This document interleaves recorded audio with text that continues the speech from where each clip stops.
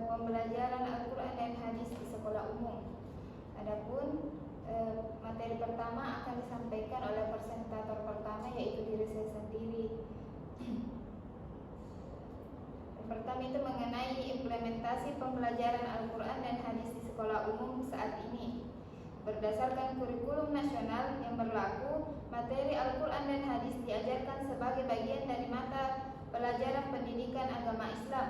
Materi yang diajarkan meliputi pengenalan huruf hijaiyah, tajwid, hafalan surat-surat pendek, pemahaman kandungan Al-Quran, dan pengenalan hadis-hadis pilihan. Namun, ruang lingkup materi dan porsi pembelajaran Al-Quran dan hadis di sekolah umum masih terbatas dibandingkan dengan sekolah berbasis agama. Alokasi waktu pembelajaran di sebagian besar sekolah umum, alokasi waktu untuk pembelajaran Al-Quran dan hadis hanya sekitar 2-3 jam pelajaran per minggu. Waktu ini dirasa kurang memadai untuk memperdalam kemampuan membaca, menulis, dan memahami Al-Quran dan hadis secara mendalam. Beberapa sekolah mengadakan kegiatan ekstrakurikuler seperti hafiz atau kajian Islam untuk menunjang pembelajaran Al-Quran dan hadis. Tenaga pengajar pembelajaran Al-Quran dan hadis di sekolah umum umumnya diampu oleh guru mata pelajaran pendidikan agama Islam. Tidak semua guru PAI memiliki latar belakang pendidikan khusus dalam bidang Al-Quran dan hadis, sehingga kompetensi mereka dalam mengajar materi ini bervariasi. Beberapa sekolah juga menghadirkan ustaz dan ustazah dari luar untuk mengajar Al-Quran dan hadis. Fasilitas dan sumber belajar ketersediaan fasilitas untuk pembelajaran Al-Quran dan hadis di sekolah umum masih terbatas. Meskipun sebagian besar sekolah memiliki musola atau ruang khusus untuk kegiatan keagamaan, namun fasilitas seperti alat peraga, media pembelajaran, dan buku pegangan yang memadai masih kurang. Pemanfaatan teknologi seperti aplikasi pembelajaran Al-Quran dan hadis juga belum optimal. Itulah materi yang sempat saya sampaikan.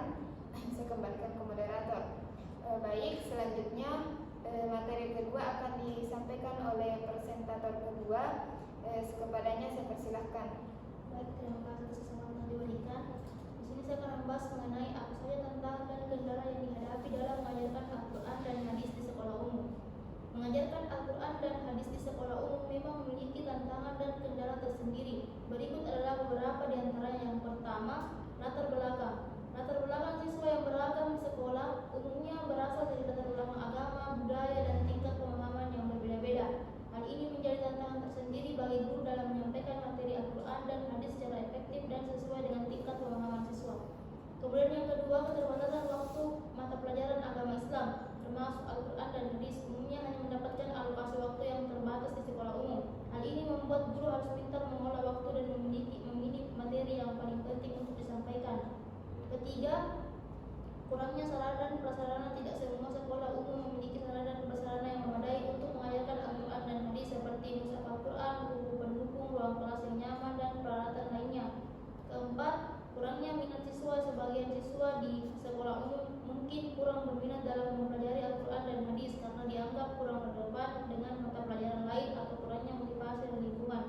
Kelima, kompetensi guru.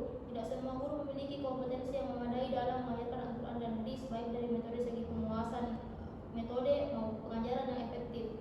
Kemudian yang keenam, pengaruh lingkungan di luar sekolah seperti keluarga, teman sebaya, dan media massa dapat memberikan pengaruh yang kurang mendukung terhadap pembelajaran Al-Quran dan hadis.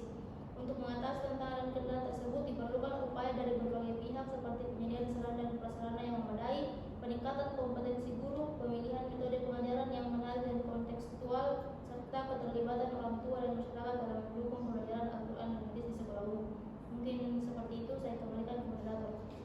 Itulah materi yang disampaikan oleh presentator kedua. Selanjutnya saya persilakan kepada presentator ketiga untuk menyampaikan materinya. Kepadanya saya persilakan. Baik, terima kasih atas kesempatan yang diberikan. Tentu saja di sini saya akan menjelaskan tentang materi bagaimana upaya yang dapat dilakukan untuk meningkatkan kualitas pembelajaran Al-Quran dan hadis di sekolah umum. Untuk meningkatkan kualitas pembelajaran di Al-Quran dan hadis di sekolah umum, diperlukan upaya yang terencana dan terintegrasi dari berbagai pihak. Berikut adalah beberapa upaya yang dapat dilakukan. Yang pertama, meningkatkan kompetensi guru, di mana di poin pertama itu mengadakan pelatihan dan workshop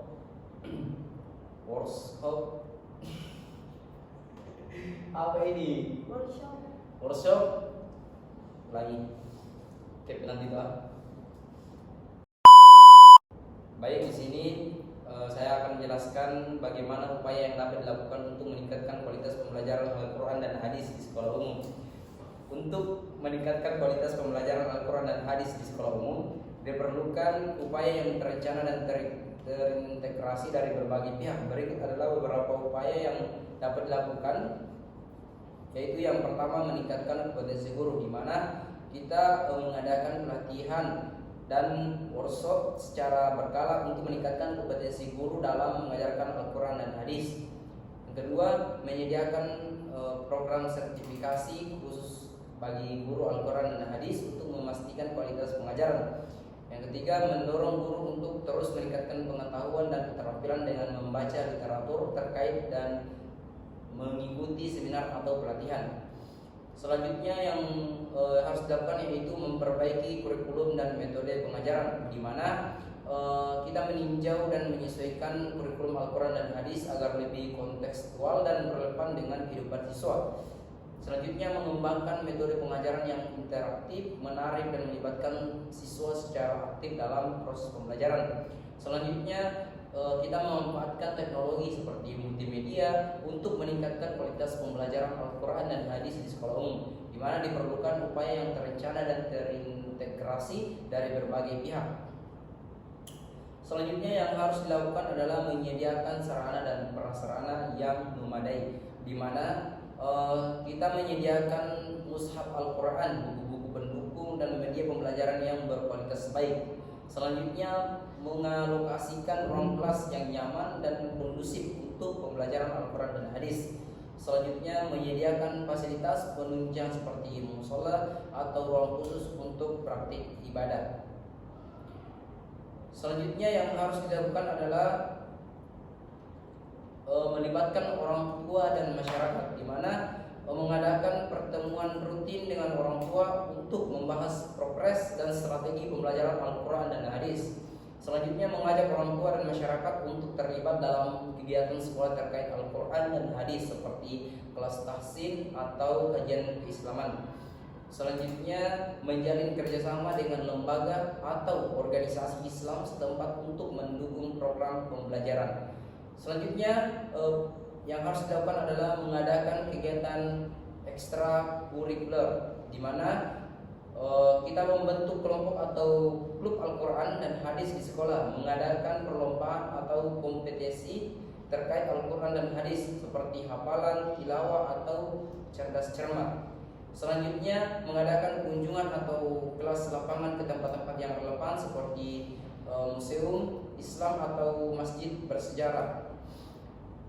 Yang terakhir yang harus dilakukan yaitu monitoring dan evaluasi, di mana melakukan monitoring dan evaluasi secara berkala terhadap proses pembelajaran Al-Quran dan Hadis.